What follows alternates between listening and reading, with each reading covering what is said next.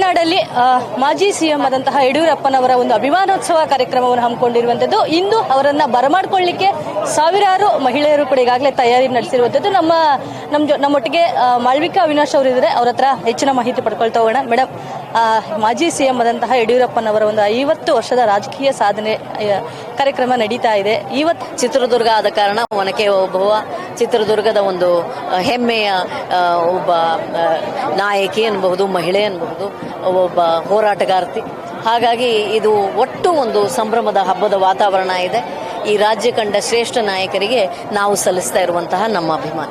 Madam, ಅವರ ಒಂದು 50 ವರ್ಷದ ರಾಜಕೀಯ ಜೀವನದಲ್ಲಿ ಅದರಲ್ಲೂ ಕೂಡ ಪ್ರಮುಖವಾಗಿ ಮಹಿಳೆಯರಿಗೆ ಸಾಕಷ್ಟು ಒಂದು ಅವಕಾಶಗಳನ್ನು ಕೂಡ ಕೊಟ್ಟಿರುವಂತದ್ದು, ಸಂಪುಟ ಸಚಿವರನ್ನಾಗಿ ಕೂಡ ಮಾಡಿರುವಂತದ್ದು, ಭಾಗ್ಯಲಕ್ಷ್ಮಿ ಬಾಂಡ್ ತಂದಿರುವಂತದ್ದು. ನಿಮಗೆ ಅವರ ಒಂದು ರಾಜಕೀಯ ಜೀವನದಲ್ಲಿ ಸ್ಫೂರ್ತಿಯಾದಂತಹ ವಿಚಾರಗಳು ಯಾವಿದೆ?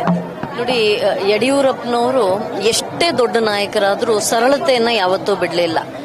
ಕಾರ್ಯಕರ್ತರನ್ನ ಅವರು ಅದೇ ರೀತಿ ಹತ್ರ ಕರೆದು ಮಾತನಾಡೋ, ಅವರಿಗೆ ಒಂದು ರಕ್ಷಣೆ ಇರಲಿ, ಸುರಕ್ಷತೆ ಇರಲಿ ಮತ್ತು ಸ್ತ್ರೀ ಭ್ರೂಣ ಹತ್ಯೆ ಅದು ನಿಲ್ಲಲಿ ಅನ್ನೋ ಕಾರಣಕ್ಕೆ ಅವರು ಹಮ್ಮಿಕೊಂಡಂತಹ ಒಂದು ಮಹತ್ತರವಾದ ಯೋಜನೆ ಅದಾಗಿತ್ತು. ಆ ಯೋಜನೆಯ ಫಲಾನುಭವಿಗಳು ಸಹಸ್ರಾರು ಮಹಿಳೆಯರು ನಾಳೆ ಬರಲಿದ್ದಾರೆ ಈ ಕಾರ್ಯಕ್ರಮಕ್ಕೆ. ಸಹಸ್ರಾರು ಹೆಣ್ಮಕ್ಳು ಸೈಕಲ್ ಕೊಟ್ಟು ಹೆಣ್ಮಕ್ಳಿಗೆ ಶಿಕ್ಷಣದಲ್ಲಿ ಸಬಲತೆಯನ್ನ ಕೊಟ್ಟರು. ಅದೇ ರೀತಿಯಾಗಿ ಆರ್ಥಿಕವಾಗಿ ಹೆಣ್ಮಕ್ಳು ಸಬಲ ಆಗೋಕೆ ಬೇರೆ ಬೇರೆ ಯೋಜನೆಗಳನ್ನ ತಂದ್ರು. ವಿಶೇಷವಾಗಿ ರಾಜಕೀಯ ಸಬಲತೆಗೆ ದೇಶದೆಲ್ಲೆಡೆ 33% ಮಹಿಳೆಯರಿಗೆ ಮೀಸಲಾತಿ ಇರುವಾಗ ಯಡಿಯೂರಪ್ಪನವರು ಸ್ಥಳೀಯ ಸಂಸ್ಥೆಗಳಲ್ಲಿ ಅದನ್ನ ಹೆಚ್ಚಿಸಿ 50% ಮಾಡಿದ್ದಾರೆ.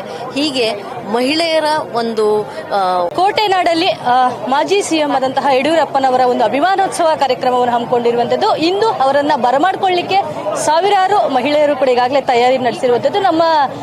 ನಮ್ಮೊಟ್ಟಿಗೆ ಮಾಳ್ವಿಕಾ ಅವಿನಾಶ್ ಅವರು ಇದ್ದಾರೆ. ಅವ್ರ ಹತ್ರ ಹೆಚ್ಚಿನ ಮಾಹಿತಿ ಪಡ್ಕೊಳ್ತಾ ಹೋಗೋಣ. ಮೇಡಮ್, ಮಾಜಿ ಸಿಎಂ ಆದಂತಹ ಯಡಿಯೂರಪ್ಪನವರ ಒಂದು 50 ವರ್ಷದ ರಾಜಕೀಯ ಸಾಧನೆ ಕಾರ್ಯಕ್ರಮ ನಡೀತಾ ಇದೆ. ಇವತ್ತು ಚಿತ್ರದುರ್ಗ ಆದ ಕಾರಣ ಒನಕೆ ಓಬವ್ವ ಚಿತ್ರದುರ್ಗದ ಒಂದು ಹೆಮ್ಮೆಯ ಒಬ್ಬ ನಾಯಕಿ ಅನ್ಬಹುದು, ಮಹಿಳೆ ಅನ್ಬಹುದು, ಒಬ್ಬ ಹೋರಾಟಗಾರ್ತಿ.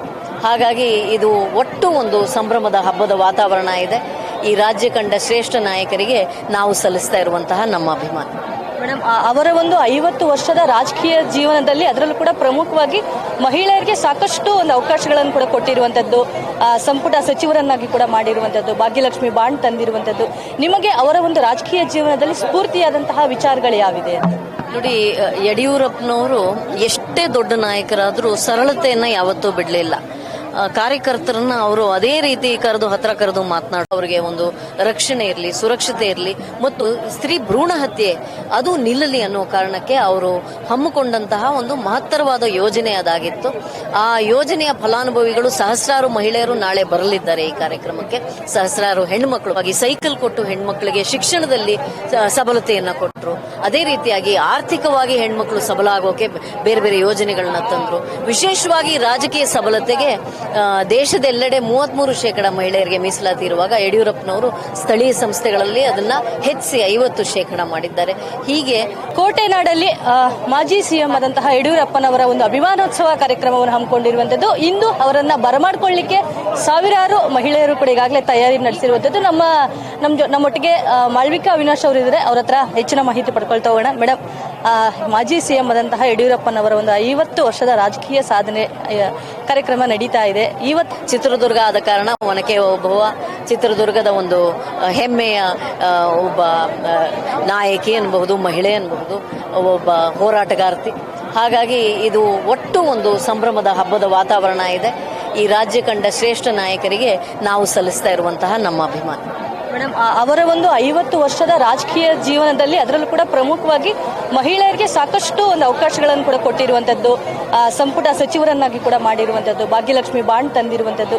ನಿಮಗೆ ಅವರ ಒಂದು ರಾಜಕೀಯ ಜೀವನದಲ್ಲಿ ಸ್ಫೂರ್ತಿಯಾದಂತಹ ವಿಚಾರಗಳು ಯಾವಿದೆ? ನೋಡಿ, ಯಡಿಯೂರಪ್ಪನವರು ಎಷ್ಟೇ ದೊಡ್ಡ ನಾಯಕರಾದರೂ ಸರಳತೆಯನ್ನ ಯಾವತ್ತೂ ಬಿಡಲಿಲ್ಲ. ಕಾರ್ಯಕರ್ತರನ್ನ ಅವರು ಅದೇ ರೀತಿ ಹತ್ರ ಕರೆದು ಮಾತನಾಡೋ, ಅವರಿಗೆ ಒಂದು ರಕ್ಷಣೆ ಇರಲಿ, ಸುರಕ್ಷತೆ ಇರಲಿ ಮತ್ತು ಸ್ತ್ರೀ ಭ್ರೂಣ ಹತ್ಯೆ ಅದು ನಿಲ್ಲಲಿ ಅನ್ನೋ ಕಾರಣಕ್ಕೆ ಅವರು ಹಮ್ಮಿಕೊಂಡಂತಹ ಒಂದು ಮಹತ್ತರವಾದ ಯೋಜನೆ ಅದಾಗಿತ್ತು. ಆ ಯೋಜನೆಯ ಫಲಾನುಭವಿಗಳು ಸಹಸ್ರಾರು ಮಹಿಳೆಯರು ನಾಳೆ ಬರಲಿದ್ದಾರೆ ಈ ಕಾರ್ಯಕ್ರಮಕ್ಕೆ. ಸಹಸ್ರಾರು ಹೆಣ್ಮಕ್ಳು ಸೈಕಲ್ ಕೊಟ್ಟು ಹೆಣ್ಮಕ್ಳಿಗೆ ಶಿಕ್ಷಣದಲ್ಲಿ ಸಬಲತೆಯನ್ನ ಕೊಟ್ಟರು. ಕೊಟ್ರು. ಅದೇ ರೀತಿಯಾಗಿ ಆರ್ಥಿಕವಾಗಿ ಹೆಣ್ಮಕ್ಳು ಸಬಲ ಆಗೋಕೆ ಬೇರೆ ಬೇರೆ ಯೋಜನೆಗಳನ್ನ ತಂದ್ರು. ವಿಶೇಷವಾಗಿ ರಾಜಕೀಯ ಸಬಲತೆಗೆ ದೇಶದೆಲ್ಲೆಡೆ 33% ಮಹಿಳೆಯರಿಗೆ ಮೀಸಲಾತಿ ಇರುವಾಗ ಯಡಿಯೂರಪ್ಪನವರು ಸ್ಥಳೀಯ ಸಂಸ್ಥೆಗಳಲ್ಲಿ ಅದನ್ನ ಹೆಚ್ಚಿಸಿ 50% ಮಾಡಿದ್ದಾರೆ. ಹೀಗೆ ಮಹಿಳೆಯರ ಒಂದು